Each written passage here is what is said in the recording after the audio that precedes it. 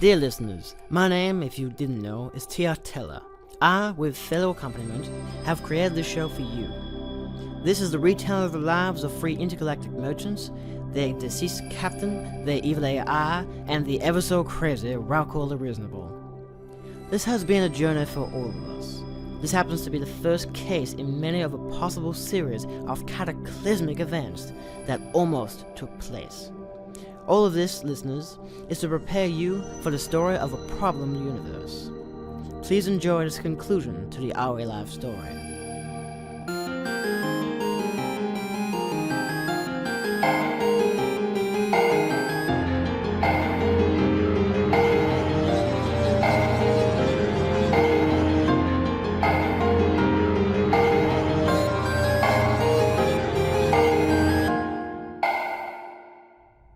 Where are you gonna take us? To be frank with... Can't you just be Teller? That's who you are anyway, so wouldn't that just make life easier? Yes. To be Teller, yeah, that doesn't sound as good.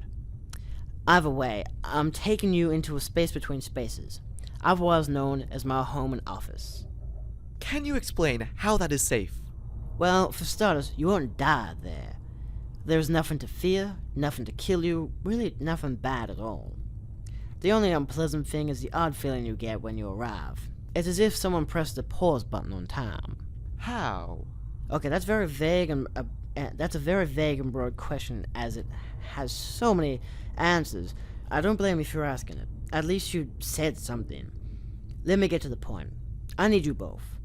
I'm here for a reason, like I sort of mentioned earlier. Come on now, we need to go through this magical white door. So shiny and clean.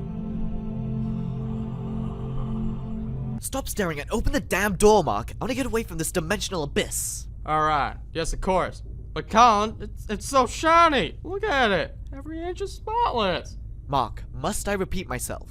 Of course not, Captain! Open sesame!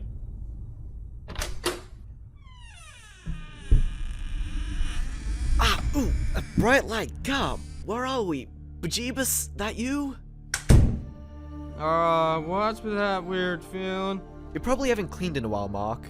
Yeah, that... yes, that's probably it.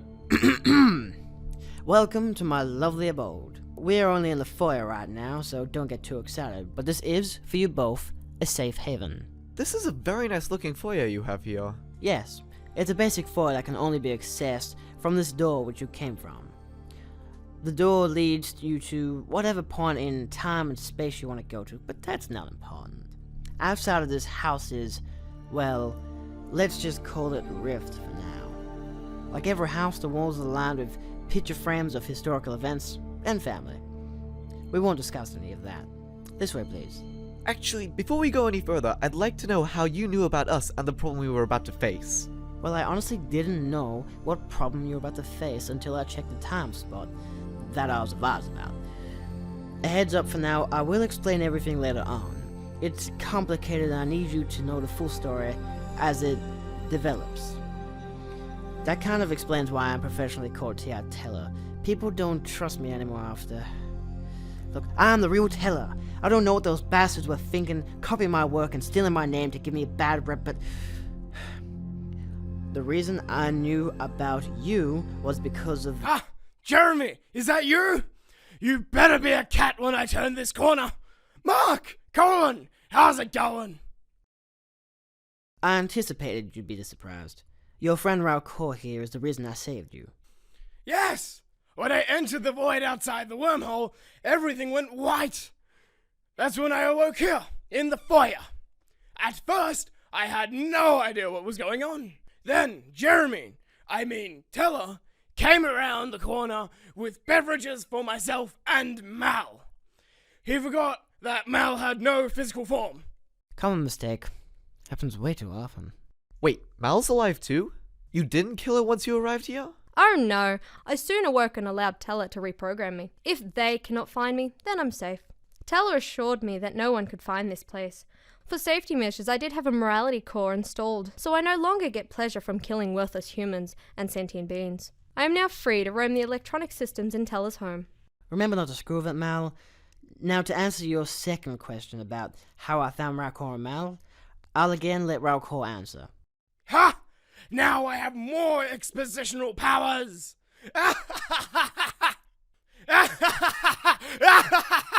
Remember that Jeremy character that was in my head? Well, that is him. Teller. Which I did actually establish a minute or two ago. Either way, after the beverages, he started talking about this place I'd never heard of, but did mention how your crew had something to do with it. So, yada yada yada, he goes back to save you. I also told him to look like a cat when he met you, and it was worth it. Yes, I got stuck in the universe inside his head. From there I became his imaginary friend until I revealed that I was there to save him. The saving part only came to mind when Mao was trying to kill you all. I only really wanted to investigate further into my research by first talking to Ralcor. When Mao detected me, I fled back here and watched until the time was right to come back and help some more. Before you ask, yes, Ralcor does actually have a universe inside his head. That's on my to-study list. So, does this mean that Lance and Jane are still dead? Yes, but only because I have no idea who they are. I'll need to ask you some questions later about the very real reason as to why you're all here. For now, though, let's have some refreshments, then take a tour.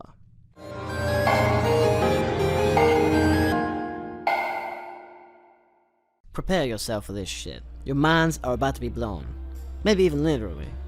Now, you'll see here that this is quite the astonishing place. I like to call this place my own little slice of heaven. I mean, metaphorically, of course. Your own little piece of heaven? This place is remarkable. There is stuff here that I've never seen before, and I've been around, mind you. There are technologies and artifacts from what looks like countless amounts of races and species. From across all time and space, too. Only my little pocket dimension here. Well, it's not really as inaccurate as that, to be honest. My house is more of its own reality. Oh, how do I put this easily? Think of a planet and how it has a moon. Not always, of course, but in this case it does. Think of Earth for right now. Now, I know I don't know exactly what point of time you guys have seen Earth, but let's just think of Earth as an example. So Earth has, obviously, is a planet and has its moon. Now, imagine a universe in a bubble, spherical shaped like a planet, with a moon on the outside of it, like Earth and the actual moon. This place is that moon, though it really exists on a plane outside the time-space continuum. I travel between different points in the ever-expanding universe in which you all live in. It's complicated, like I said.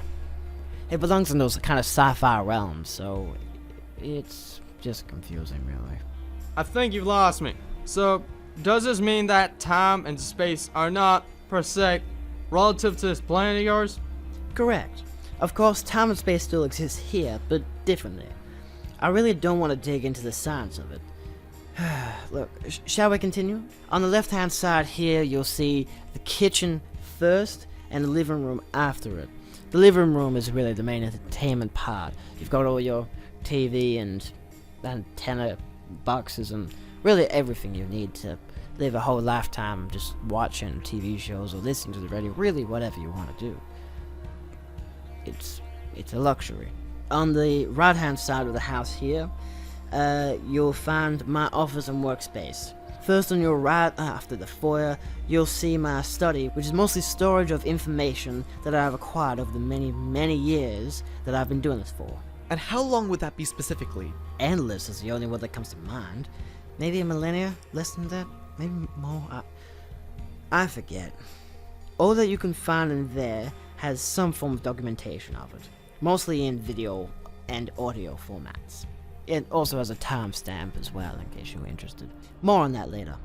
Past my study, you'll find my office where I write, edit, sometimes, but not often, film. My filming takes place in the studio at the end of the passageway.